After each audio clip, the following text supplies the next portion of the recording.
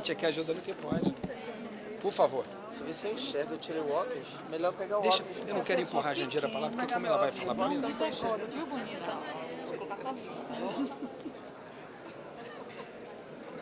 Todo dia eu fico na degola. Gente, já vamos começar por causa do horário, né? Então vamos lá. Tatuagem linda. Celular de quem? Ah, é que o pessoal tá com os celulares na frente, né? Eu seguro, viu? Não. Pessoal, essa coletiva que nós chamamos hoje, porque nós precisamos dar opinião a vocês sobre esse momento em que chega esse novo pacote do governo ao Congresso Nacional, e essa é a razão central da nossa coletiva a vocês, que o governo falou sozinho ontem, né? Nós não tivemos a chance de conversar com vocês, mas hoje nós achamos fundamental conversar. Primeiro que vocês todos acompanharam quando o governo mandou a reforma da Previdência, e nós dissemos o tempo inteiro que aquela não era a reforma prioritária para o país e que nós todos defendíamos que a reforma prioritária era a reforma tributária. E o que o governo disse? Que eles fariam a reforma da Previdência e que, em seguida, o tema central, eles priorizariam também a reforma tributária. O governo não mandou a reforma tributária, nós da oposição apresentamos uma proposta unificada da reforma tributária, uma reforma tributária que é progressiva, que taxa quem tem mais, que dá sustentabilidade ambiental, que se preocupa com a saúde, com a previdência social, uma reforma tributária que taxa os ricos, que taxa quem tem recurso, quem tem dinheiro, que taxa grandes heranças, grandes ricos e taxa patrimônio.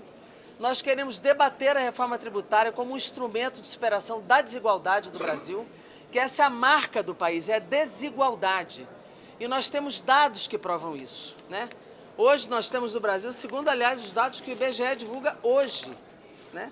Nós temos hoje, continuamos tendo uma taxa de desemprego de 12,5 milhões de brasileiros, isso são dados fora os precarizados, que trabalham por conta própria, e os desalentados, 54,8 milhões de brasileiros abaixo da linha de pobreza, sendo quase metade da população no Nordeste nessa faixa, renda de 1% dos mais ricos, 34 vezes maior do que dos mais pobres, e a renda dos mais pobres caindo. Nós temos um país da desigualdade. Então, a reforma tributária é um instrumento fundamental de superação da desigualdade, que é a marca do Brasil, além do racismo estrutural, que é marca dessa desigualdade. Então, nós queremos que a pauta seja a reforma tributária e a geração de emprego e renda. Então, ao invés disto, nós temos o quê? Mais um pacote. E o que é esse pacote? As 3 PECs, se vocês já analisarem, nós vamos distribuir a pauta resumida para vocês. São 3 PECs da agiotagem. Esse é o nome das PECs. PECs da agiotagem, que fazem o quê? Que retiram mais recursos públicos para dar para quem? Pagamento da dívida pública. E isso está escrito. Primeiro, tem congelamento na Constituição do valor do salário mínimo até 2021. Não existe em lugar nenhum do planeta. Na PEC 187 tem congelamento do salário mínimo por 2 anos na Constituição. Cria uma figura absolutamente bizarra, que a gente só não ri porque não dá para rir, é para chorar. Uma figura que cria o direito ao equilíbrio fiscal intergeracional. Alguém já ouviu falar disso aqui? Não, né? Como se equilíbrio fiscal fosse um direito. Na verdade, é como se dissesse que a geração de hoje tem que pagar para gerações futuras não pagarem. Isso é ridículo. Isso é uma figura bizarra, porque não existe isso. Se você tem crescimento, a dívida naturalmente reduz. Tem que crescer a economia brasileira. Então, eles criam essa figura bizarra, ridícula, né? E com isso, o que eles fazem? Eles escrevem no artigo 7º e no artigo 1º de 2 das PECs que todo superávit ou excesso de arrecadação, ao invés de ir para a saúde, para a educação, para a segurança, vai para pagar dívida pública, vai para pagar juro. Está escrito na PEC. Os fundos públicos que eles extinguem, diga-se, Fundo Nacional de Saúde e vários outros fundos que foram criados, Fundo de Ciência e Tecnologia, fundos que foram criados para políticas públicas, o excesso de arrecadação, o dinheiro desses fundos que significam superávit, sabe para onde é que vão? Pagar a dívida pública, está escrito, são PECs da agiotagem. São PECs que tiram dinheiro da saúde e da educação para dar para quem? para banco, para juro. Essas PECs são para isso. Esse é o governo dos agiotas. Essas são as PECs. Além disso, eles fazem a unificação dos pisos da saúde e da educação. Essa vinculação que existe hoje para a saúde e para a educação, eles juntam. Isso vai significar redução de recursos da saúde ou da educação, a depender do Estado ou do município. Quando eles dizem que vão distribuir recursos para o Estado e município, tem uma falsa informação. O Estado que receber royalty não vai mais poder reclamar do que é devido da Lei Candir. Eles obrigam o Estado a abrir mão dos seus direitos de dinheiros devidos para poder receber royalties. Então é uma falsa troca, é uma mentira o que esse governo está dizendo. Eles invadem autonomias de poder judiciário, de estados e de municípios. Eles descapitalizam o BNDES, eles extinguem o FAT, que é um fundo de amparo ao trabalhador. Eles descapitalizam um fundo fundamental de geração de emprego e renda. Eles invadem uma autonomia, eles extinguem 1.254 cidades.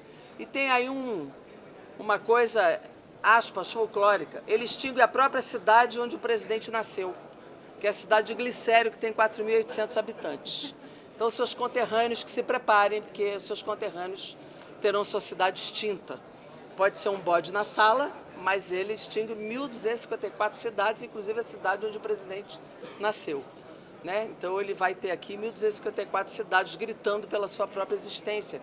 Independente de se a cidade deve ou não se emancipar, isso não é uma decisão do absolutismo monarquista do presidente da República. Nós temos que viver uma democracia e quem decidiu criar a cidade é que tem que decidir extingui-la ou não. Não pode o poder absoluto do Executivo decidir isto. Então, eu estou querendo aqui ser mais ágil para os outros poderem falar, mas são PECs da agiotagem, são PECs que geram contrapartida de Estado e municípios contra o funcionalismo público, com redução de jornada, redução de salário, contra todos os direitos do funcionalismo. São PECs que impõem aos Estados não reclamar seus direitos para poder receber um pouco mais de royalties.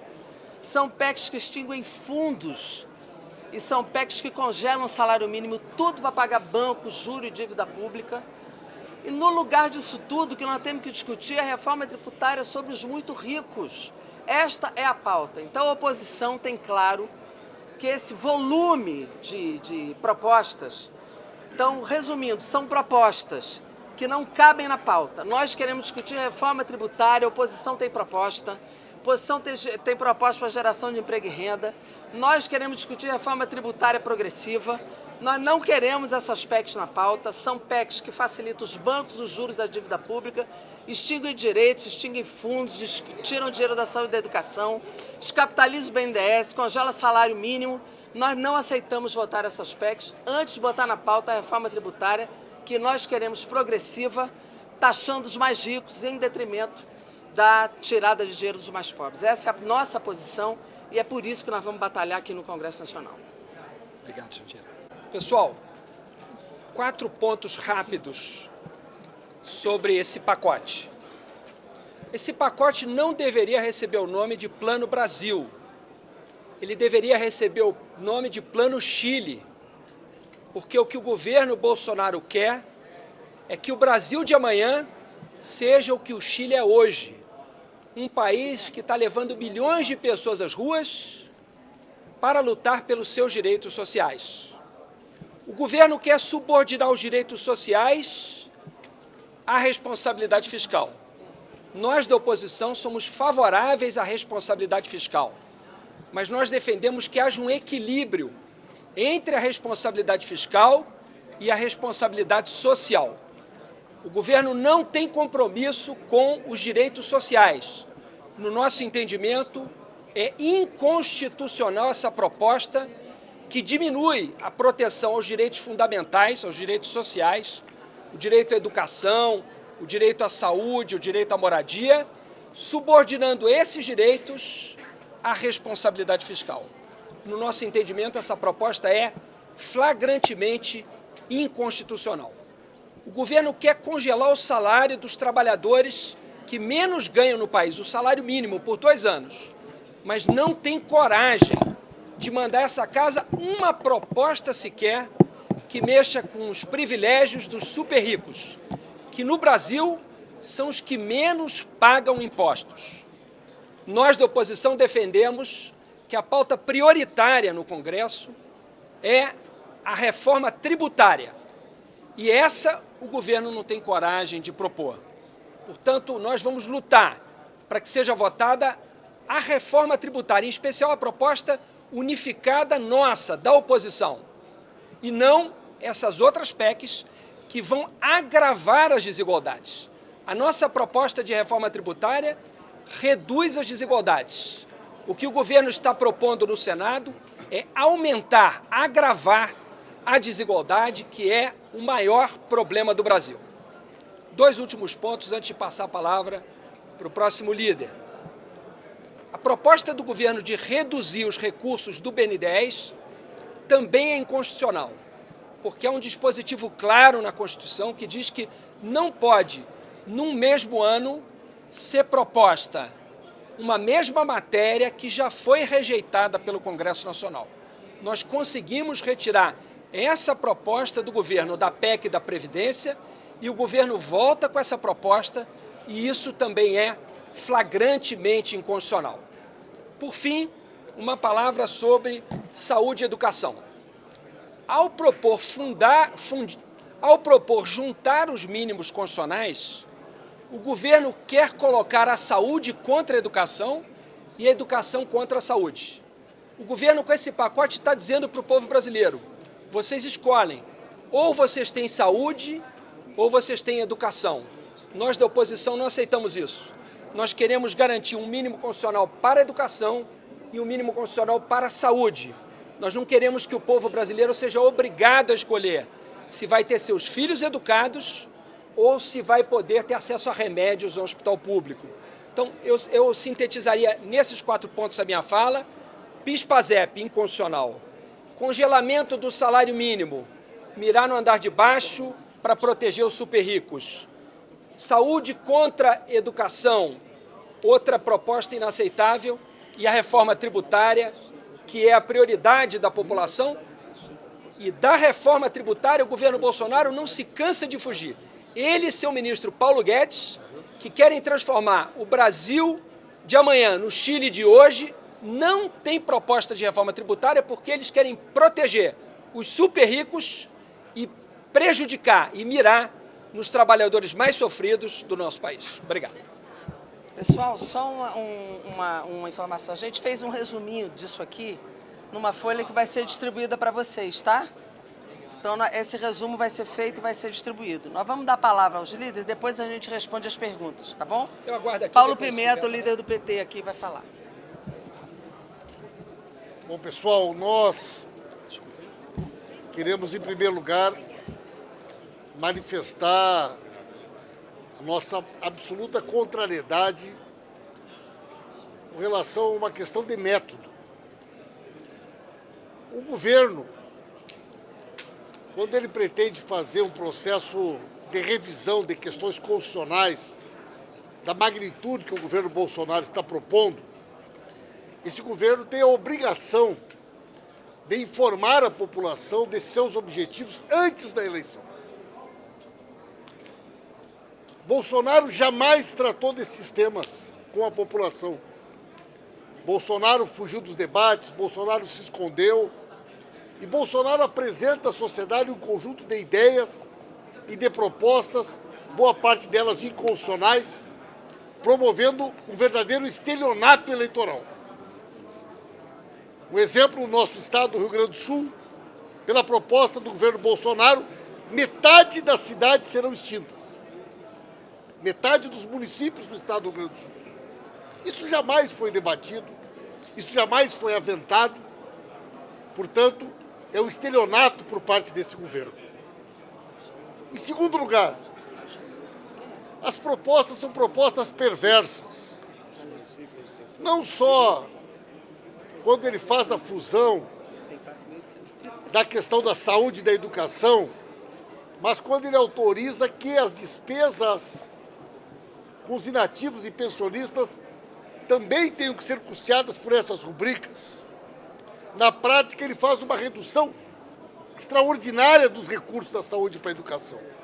E vice-versa. Não existe nenhum município no Brasil que você vai incorporar a despesa de previdência de aposentados e pensionistas na rubrica da saúde e da educação que não vai extrapolar o teto previsto na responsabilidade fiscal, o que imediatamente acionaria o gatilho que permitiria o corte de salário e a redução da jornada dos servidores. Isso é o que está sendo proposto na prática.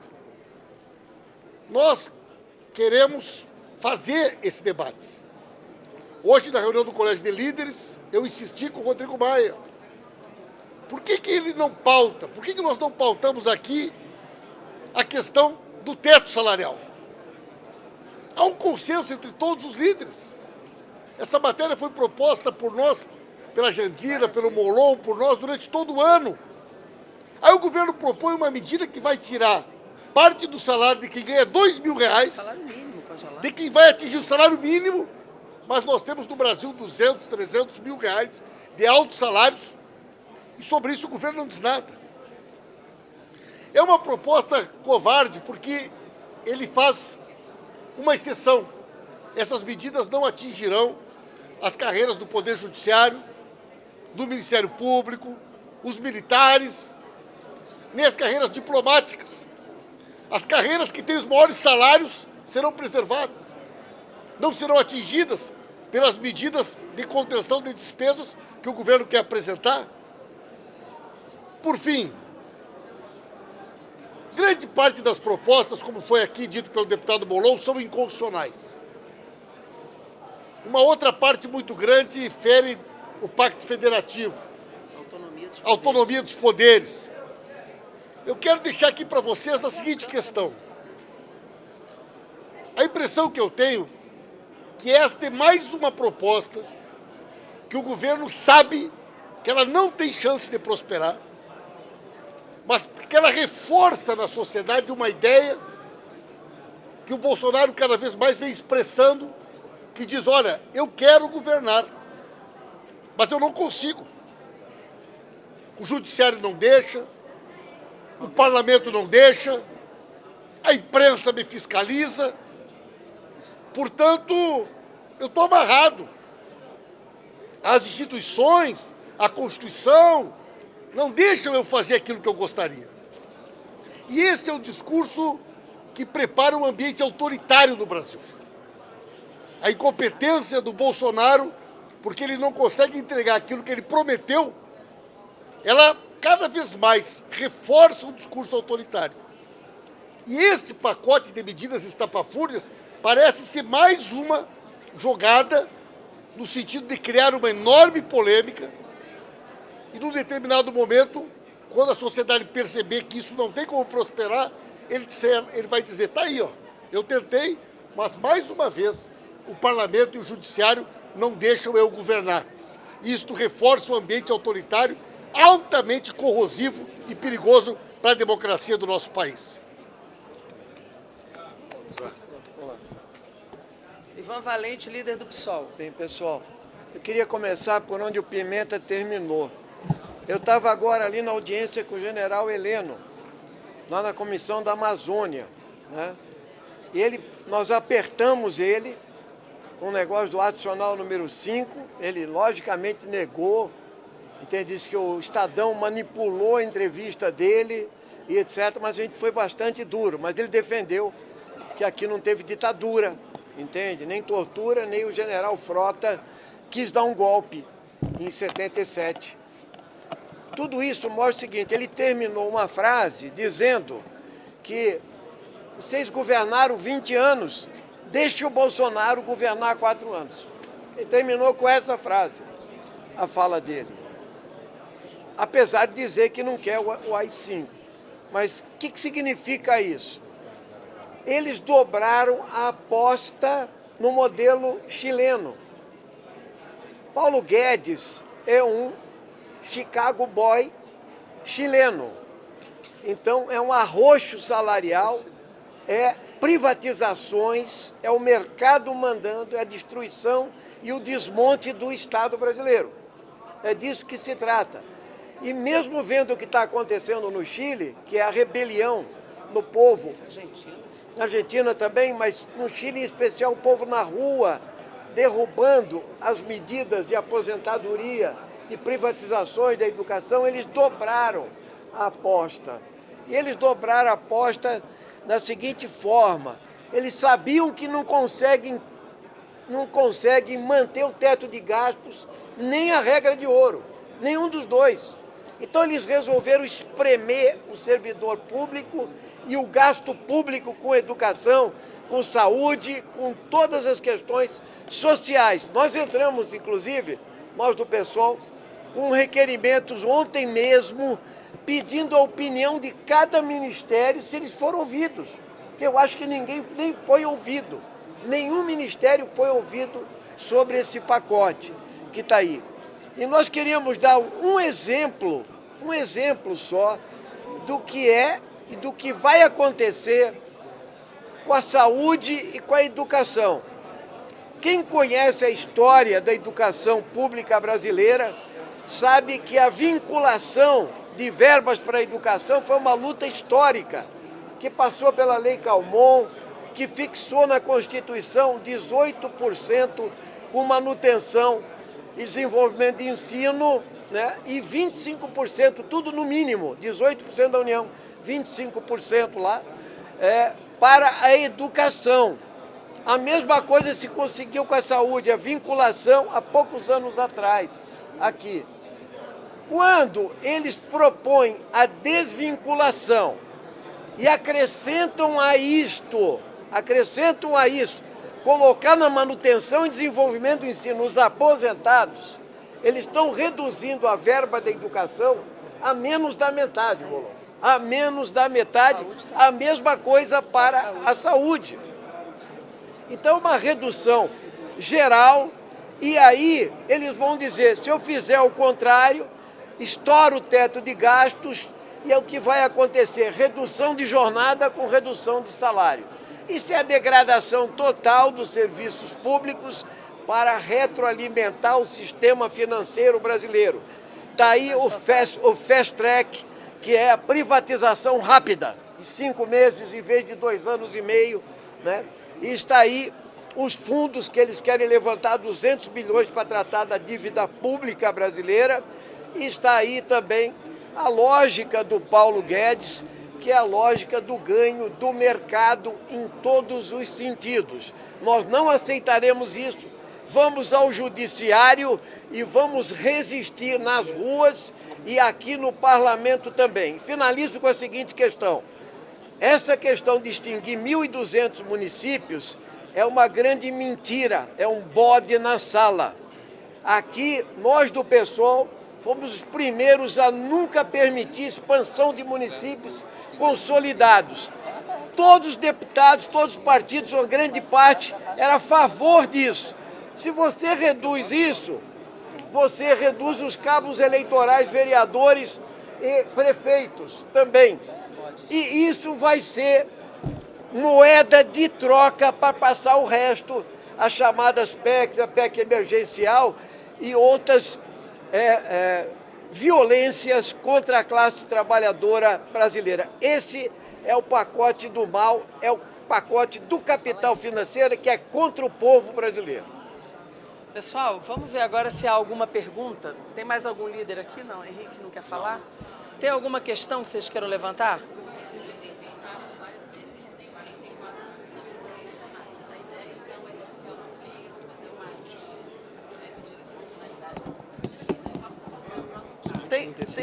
Tem etapas aqui ainda, que tem a CCJ, porque ela ainda não está em vigor, ela é uma PEC, não é?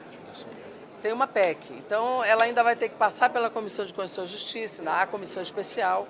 As decisões de passos que nós vamos dar são decisões que nós não tomamos ainda, mas ela não está em vigor. Ela é uma proposta de emenda constitucional que ainda tem etapa da Comissão de Constituição e Justiça. Então talvez não caiba ainda uma ação judicial agora, mas essa é uma decisão que nós ainda vamos discutir, mas ela não está em vigor, então talvez não caiba agora uma DIN, porque ela ainda não existe como... E nós vamos ter tempo ainda de debater para decidir medidas no campo da justiça, mas ainda há uma Comissão de Constituição e Justiça onde esse debate vai ser feito pela admissibilidade ou não de pontos inconstitucionais da medida. Então, há ainda um campo de atuação. Mas o que nós queremos mesmo agora é que essa pauta não ande, que ande primeiro o que nós achamos que é correto para o Brasil, que é a reforma tributária. Esse é o item que tem que entrar na pauta agora e não esse pacote absurdo, que não tem. Isso não é a prioridade para o Brasil. A prioridade para o Brasil é a reforma tributária. Só te falar uma coisa, só acrescentar uma coisa em relação à constitucionalidade e outro ponto. O deputado Paulo Pimenta mencionou aqui essa questão de considerar para os gastos de saúde e educação as aposentadorias e pensões do setor. Essa proposta do governo contraria frontalmente jurisprudência já consolidada do Supremo Tribunal Federal. Exatamente. Portanto, essa proposta também, no nosso entendimento, é flagrantemente inconstitucional e nós também lutaremos contra ela, também do ponto de vista da constitucionalidade. Tem vários pontos.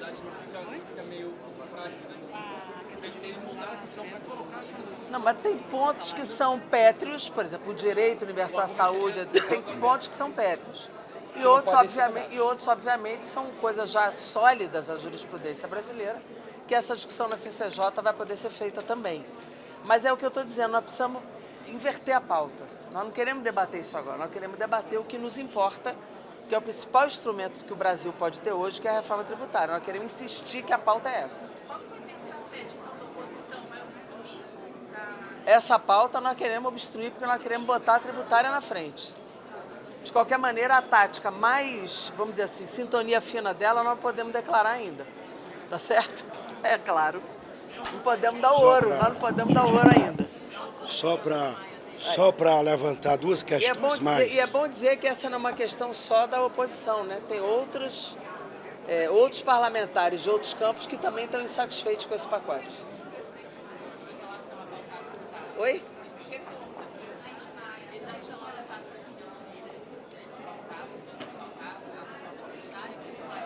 Não, esse foi levantado, mas esse debate ainda vai ser feito. Certo? Só para acrescentar, eu também errou, é o leilão do pré-sal. Vocês estão conseguindo ouvir? Estão ou ouvindo? Um microfone? O que acontece? O pré-sal foi leiloado. Fala mais baixo e mais perto, Zé.